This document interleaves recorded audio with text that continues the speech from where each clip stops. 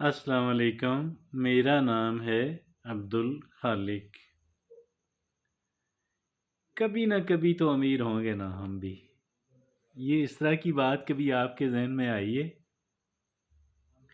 अगर आई है, आती है तो ये अच्छी बात है।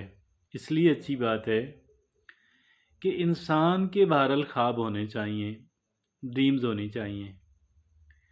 और वो भी कोई बंदा है कि जिसके ख्वाब ना हो, कि जिसकी ड्रीम्स ना हो, ख्वाब होने चाहिए।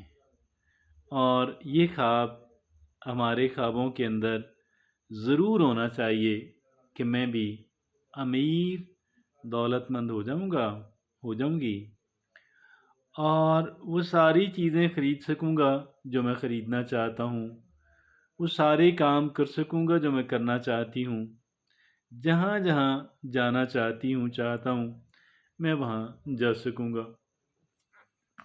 तो ये बहरहाल एक इंसान के ड्रीम्स होना, ख्वाब होना अच्छी बात है, प्लान्स होना बेहतरीन बात है।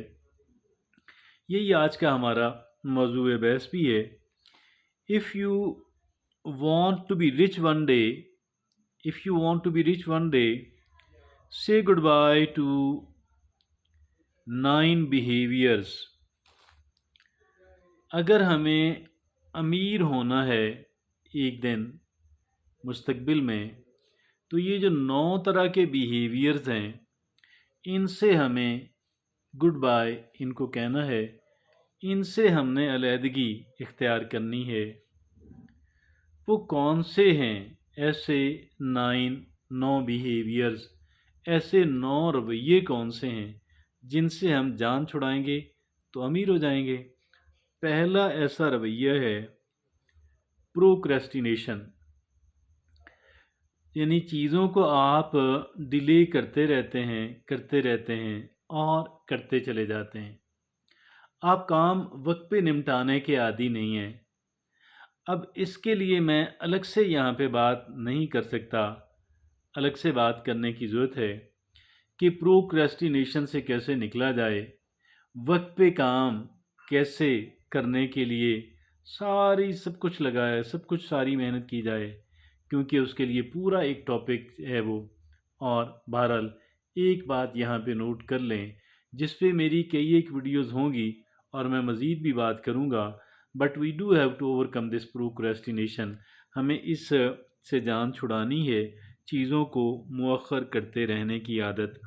दूसरी हमारी आदत है जिससे जान छुड़ानी है, giving your inner critic the microphone.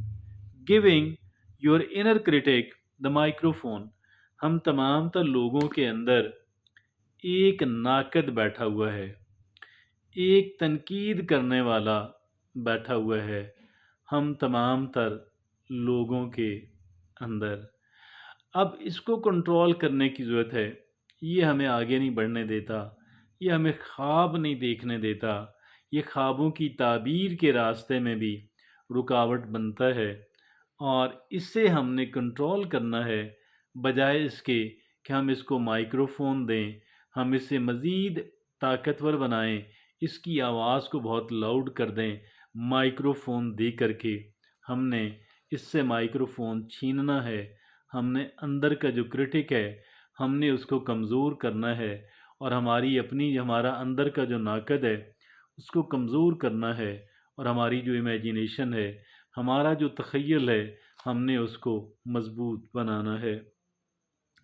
तीसरा रवैया जिससे हमने जान छुड़ानी है, बीइंग ओवरली लॉजिकल। ठीक है, मंतकी सोच का होना अहम है। चीज़ों की फिजिबिलिटी देखना, डूएबिलिटी देखना, प्रैक्टिकेबिलिटी देखना, प्रैग्मेटिक होना, ये अमली होना, ये सारी बातें दुरुस्त हैं। लेकिन आप उन अफराद से बात करके देख लें कि जिन्होंने बहुत तरक्की की, वो आपको बताएंगे कि मैं इतना लॉजिकल नहीं था, और अगर इतना मैं लॉजिकल होता, इतनी मंतकी मेरी सोच होती, तो मैंने आगे नहीं बढ़ पाना था। That is being overly logical.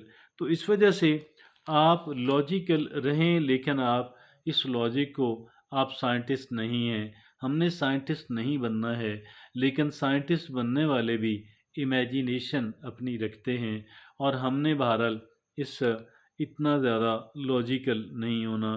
چوتھی بات جو ہے ایموشنل سپینڈنگ، جس سے ہم نے جان چھڑانی ہے۔ یہ ایموشنل سپینڈنگ کیا ہو سکتی ہے؟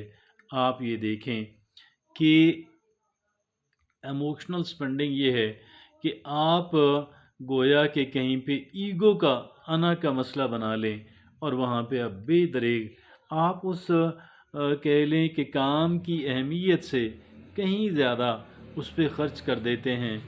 آپ جو ہے اس کو عزت بے عزتی کا مسئلہ بنا لیتے ہیں چیزوں کو، اور پھر اس طریقے سے آپ بہت زیادہ خرچ کر دیتے ہیں۔ تو یہ جو ایموشنل سپینڈنگ ہے، ہم نے اس سے بھی جان چھڑانی ہے۔ جذبات کے تحت غصے میں آ کر کسی اور جذبے کے تحت جو ہے غصہ ہو، یا جیلسی ہو، یا آپ کہہ لیں حسد ہو، یا کمپٹیشن کا جذبہ ہو، اس کے تحت آ کر کے ہم نے بہت سارا گویا کہ خرچ کر دیا جو خرچ ہمیں نہیں کرنا چاہیے تھا۔